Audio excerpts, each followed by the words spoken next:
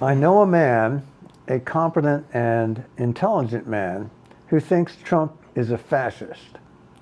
Let us test this hypothesis against the evidence. First, we must define fascism.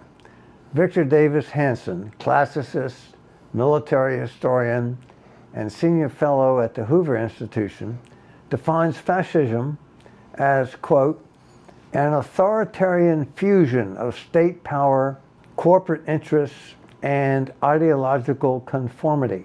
In essence, as practiced by 20th century exemplars of fascism, such as Mussolini or Franco, fascism is an ideology justifying centralized government control over a nation via state corporate alliances, suppression of dissent, control of the means of communication, and elimination of political opposition by any means necessary.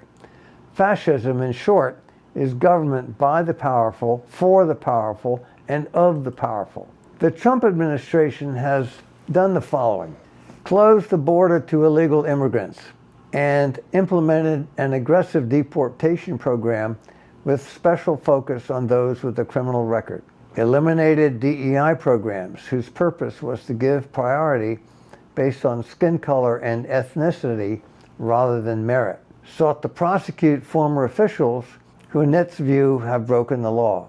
These initiatives have been met by ferocious resistance, almost exclusively by the Obama and Biden appointed judges.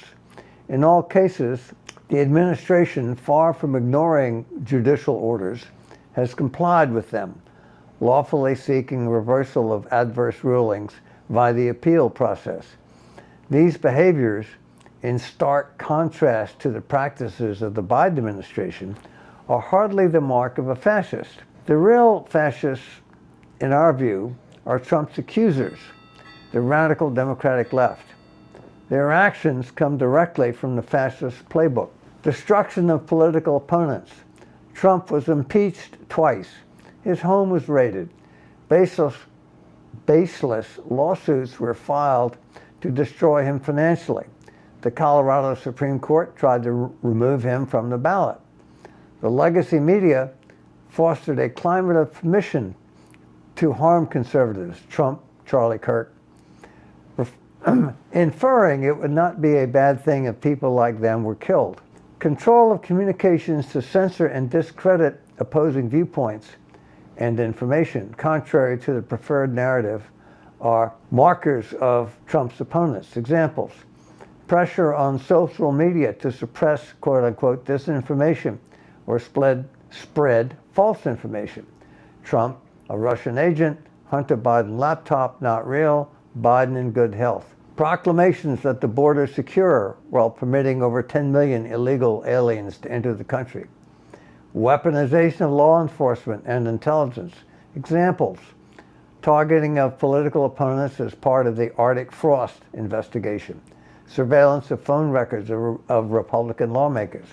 Labeling certain Catholic Americans as domestic terrorists. The laundry list of fascist practices by the Democratic left could go on for a long time, but the overall pattern is clear. Convinced of their moral and intellectual superiority, the fascist left will use any means necessary to seize and keep permanent power in service to their radical agenda. They're enthralled to the lethal addiction of self-righteousness and lust for power. Their long march for dominion, in our view, will not be stopped by reason. Contrary to the leftist elites who control the media, the schools, especially the universities, most federal and state bureaucracies, and the entertainment industry, most Americans, we think, still believe that the people flourish when living by the principles of America's founding fathers. Individual liberty, protection of property rights, limited government, separation of powers, rule of law, free markets, free speech, freedom of religion, opportunity based on individual merit, love of country.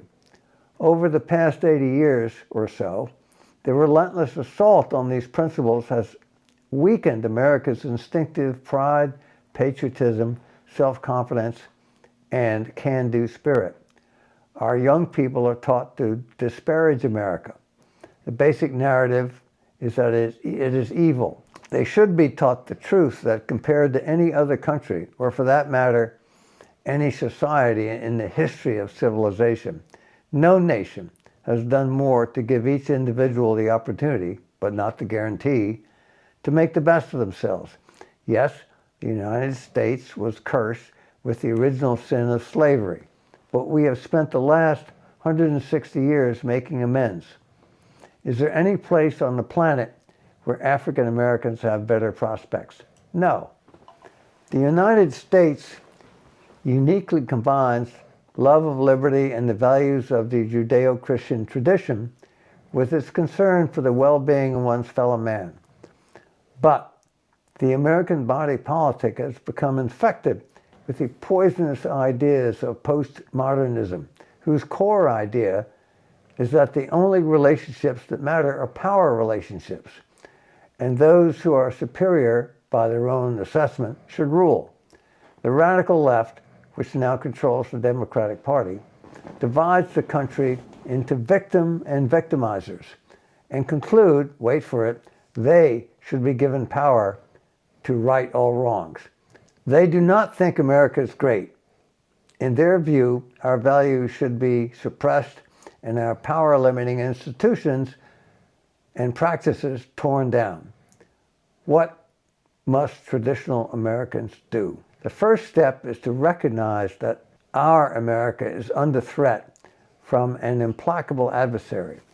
Whether we like it or not, we are already in a civil war. It is an intellectual war, a war of ideas. Speak up. The time for politeness is over.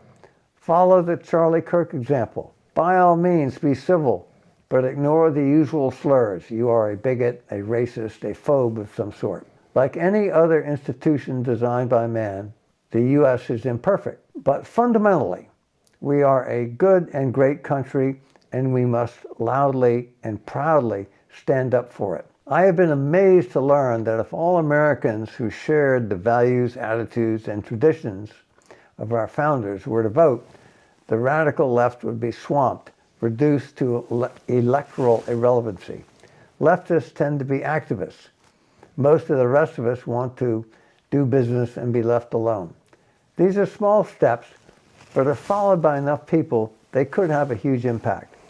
We no longer have the luxury of not concerning ourselves with the left's control of the institutions with the greatest power to shape our opinions and control us.